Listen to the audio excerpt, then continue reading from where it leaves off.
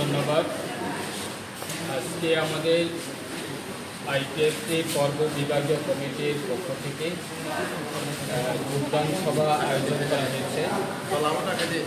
আজকে আমাদের এই যোগদান সভাতে 2023 বিধানসভা নির্বাচনের পরে আপনারা সবাই অবগত আছে যে পর্ব বিধানসভা কেন্দ্রটা এই গত বিধানসভা নির্বাচনে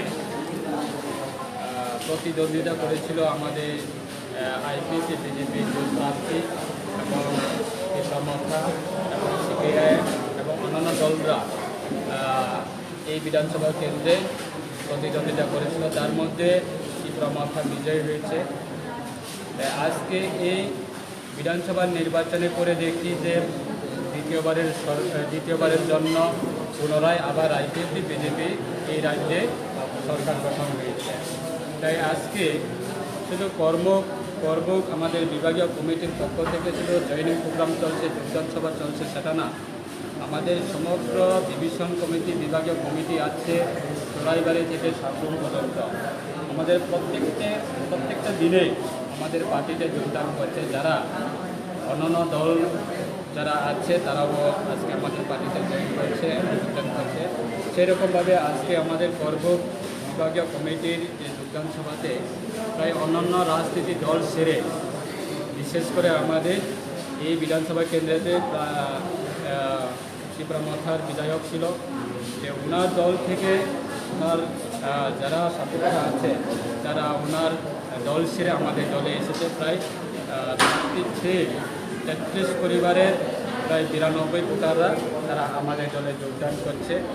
আজকে তাদেরকে আমরা আমাদের আইপিএফটি পার্টির পতাকা তাদের হাতে আমরা তুলে দিয়ে বরণ করে নিয়েছেন এবং আজকে এই যোগদান সভাতে উপস্থিত আছেন আমাদের পার্টি কার্যকারী রাজ্য কমিটির ভাইস প্রেসিডেন্ট শ্রী কৃষ্ণকান্ত জমাতিয়া এবং প্রাক্তন আমাদের কমটি বিধানসভা কেন্দ্রের বিধায়ক আমার দাদা শিবচরণ জমাতিয়া এবং আমাদের পার্টি আইপিএফটির সেন্ট্রাল কমিটির ভাইস প্রেসিডেন্ট রাজেন্দ্র রিয়াং এবং আইডব্লিউএফটি আমাদের মহিলা সংগঠনের রাজ্য কমিটির সভাপতি আমাদের ম্যাডাম যশোদারানী জমাতিয়া এবং সম্পাদিকা সুশীলা রুক্মিণী এমন করে আমাদের নেতৃত্বরা আজকে উপস্থিত হয়েছেন এবং তাদের হাতে আমাদের পার্টি নিয়ে আমরা বরণ করে দিয়েছেন। এবং আমি আজকে এই যোগদান সভার মাধ্যমে আমি রাজ্যবাসী এবং রাজ্যের সমস্ত আমাদের জনজাতির ভাই বোনদের উদ্দেশ্যে আমি অনুরোধ রাখবো এবং আবেদন করব যাতে আমরা আমাদের আইপিএফটি এবং বিজেপির জোট সরকার, সেটা আমাদের রাষ্ট্রীয় মানুষ রাজ্যবাসীরা আমাদেরকে সহযোগিতা দিয়েছেন এবং আশীর্বাদ দিয়েছেন, তার কারণে দ্বিতীয়বারের সরকার গঠন করতে পেরেছে সংখ্যাগরিষ্ঠতা নিয়ে।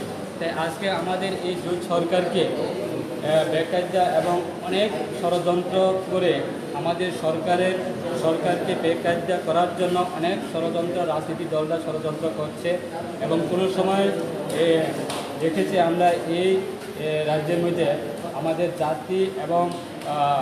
জাতি ডিবেট করে রাজনীতি করার জন্য চেষ্টা করছে এবং নির্বাচনের পরে আমরা দেখি যখন ফলাফল ঘোষণা হয় রাজ্যের এমন ভয়ঙ্কর অবস্থাতে পরিণত করার জন্য চেষ্টা করেছিল, অনেক সন্ত্রাস করেছিল।